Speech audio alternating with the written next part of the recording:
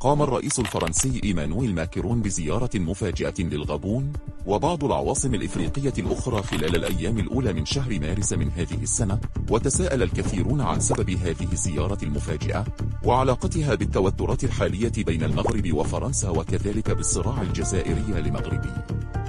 سنجيب عن جميع هذه الأسئلة وغيرها في هذه الحلقة مع بعض المفاجآت الخطيرة التي قد تسمعونها لأول مرة. إذا أردنا الكشف عن سبب زيارة ماكرون للغابون، فيجب علينا العودة أسبوعا قبل هذه الزيارة، حيث قام ملك المغرب محمد السادس بزيارة للغابون والتقى برئيسها في نفس المكان.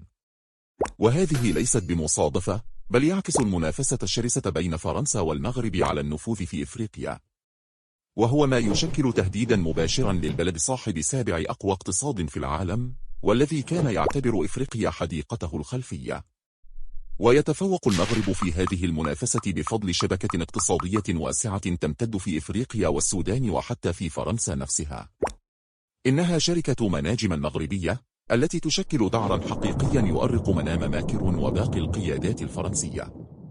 تأسست مناجم المغربية في عام 1930 وامتدت فروعها في 9 دول على الأقل، منها جمهورية الكونغو الديمقراطية وإثيوبيا والغابون وغينيا والكوديفوار ومالي والسودان. تنتج الشركة المعادن الثمينة مثل الذهب والفضة، والمعادن الأساسية مثل النحاس والزنك والرصاص، كما لها فروعا متخصصة في إنتاج الكوبالت. في عام 2021 وحده حققت مناجم مبيعات بقيمة 604 ملايين دولار بأرباح صافية قدرها 82 مليون دولار أمريكي. ومنذ بداية تغلغلها شكلت هذه الشركة شبحا للشركات الفرنسية وبدأت تهدد نفوذها في تلك المنطقة. في ظل التنافس الدولي الشديد للاستفادة من الذهب الإفريقي، تبرز مناجم المغربية كأحد المنافسين الفعالين في قطاع الذهب الخام في المنطقة. فقد اشترت أصولا استراتيجية من شركة أيم غولد الكندية في السنغال ومالي وغينيا بقيمة 280 مليون دولار، واستحوذت على حصة 90% من منجم الذهب بوتو في السنغال. كما تتواجد أيضا في موريتانيا، حيث حصلت على حقوق استغلال المناجم الموريتانية بموجب الاتفاقيات المبرمة. لم تقتصر إعمال شركة مناجم على إفريقيا فقط، بل تجاوزتها وامتدت حتى إلى السوق الفرنسية، إذ أعلنت شركة صناعة السيارات الفرنسية رينو في موقعها الرسمي عام 2022 عن توقيعها اتفاقية مع شركة مناجم المغربية لتزويدها بكبريتات الكوبالت، المادة التي تستخدم في صناعة البطاريات الكهربائية، والتي تتنافس عليها جميع الشركات في هذا القطاع. تجاوزت مناجم المغربية حدودها، وتسعى إلى تحقيق طموحات أكبر من خلال صفقاتها المستمرة، ومن بين تلك الصفقات اتفاق مع شركة وانباو الصينية للتعدين، حيث استحوذت مناجم بموجبه على 65% من مشروعات توسعة منجم للذهب في السودان، ووضعت خطة استثمارية تصل قيمتها إلى حوالي 250 مليون دولار. وتأتي هذه الصفقة وغيرها كجزء من استراتيجية المملكة الهادفة للتوسع في القارة الإفريقية، وذلك من خلال شركاتها الرائدة في عدة قطاعات مثل الاتصالات والطيران والتمويل والخدمات.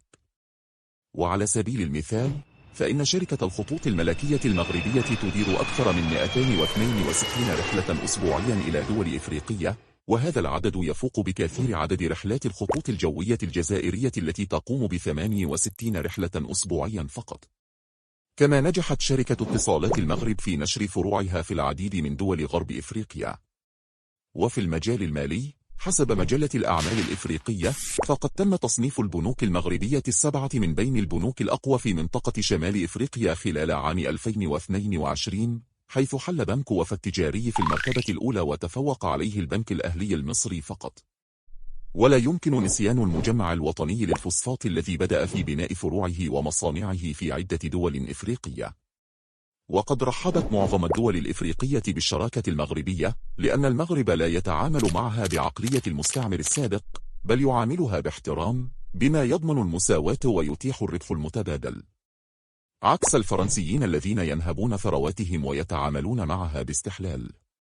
لهذا السبب تسعى فرنسا جاهدة للضغط على المغرب وزعزعة تقدمه بكل الوسائل المتبقية. حيث تستغل إعلامها في تشويه صورة المملكة بالكذب والتزوير. على سبيل المثال، فقد نشرت من خلال إعلامها بأن المغرب قام بالتجسس على الرئيس الفرنسي الحالي وعدد من الشخصيات الأخرى باستعمال برنامج بيكاسوس الإسرائيلي، والتي لم تقدم عليه أي دليل. نحن بالمناسبة نعمل حاليا على حلقة جديدة بعنوان قضية بيكاسوس، التي ستكشف الحقيقة وتنفي كل هذه الادعاءات. وزعمت كذلك وسائل الإعلام التابعة لفرنسا دون دليل أن المغرب قدم رشاوى لبعض الممثلين الأوروبيين للتأثير في شؤون الاتحاد الأوروبي لصالحه. وبعد ذلك بوقت قصير، وقفت فرنسا وراء مزاعم البرلمان الأوروبي الأخيرة حول تدهور أوضاع حقوق الإنسان وحرية الرأي والتعبير والصحافة في المملكة. وأخيرا وليس آخرا، قامت بتحريض الدولة الجزائرية لابتزاز واستفزاز المغرب من أجل عرقلته وتأخير تطوره السريع، والتي بدورها استخدمت البوليساريو ودعمته بالمال والسلاح لهذا الغرض. كما قطعت وأوقفت خط أنبوب الغاز الذي يعبر المغرب ويتجه صوب إسبانيا، وأغلقت أيضا مجالها الجوي في وجه الطائرات المغربية، كما لم تسمح لطائرة المنتخب المحلي المغربي في المشاركة في بطولة الشان التي نظمت على أرضها. كما نفذت العديد من المناورات العسكرية الاستفزازية على حدودها مع المغرب، واتهمته بإحراق غاباتها، وألقت عليه باللائمة في معظم مشاكلها الداخلية. وإن كنت تتساءل عن سبب عدم استجابة المملكة مع استفزازات الدولة الجزائرية، فإن الجواب هو لأن المغرب يعرف على وجه اليقين أن صراعه الحقيقي ليس مع الجزائر، بل مع فرنسا والقوى الأخرى التي لا ترغب في رؤيته قويا، وتخشى تكرار تجربة تركيا في شمال إفريقيا، والتي تستخدم حكام الجزائر لهذا الغرض. ومن جهته فقد بدأ المغرب في تكوين تحالفات متينة مع مجموعة من القوى العظمى التي تدعمه وتؤمن بمشروعه الاستراتيجي، مثل أمريكا وبريطانيا وإسبانيا وألمانيا.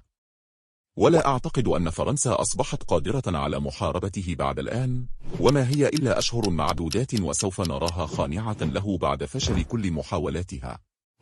وأكبر دليل على ذلك هو رغبة الرئيس الفرنسي ماكرون الملحة لزيارة المغرب، كما جاء على لسان وزيرته كاثرين كولون، وهو ما لم يحدث حتى الآن بسبب عدم موافقة ملك المغرب على هذه الزيارة. فهل تعتقدون أن المغرب قادر على مواجهة التحدي والتغلب على كل العقبات التي تضعها فرنسا له، أم لا؟ أخبرونا برأيكم في التعليقات، ولا تنسوا الاشتراك في القناة. دمتم في رعاية الله.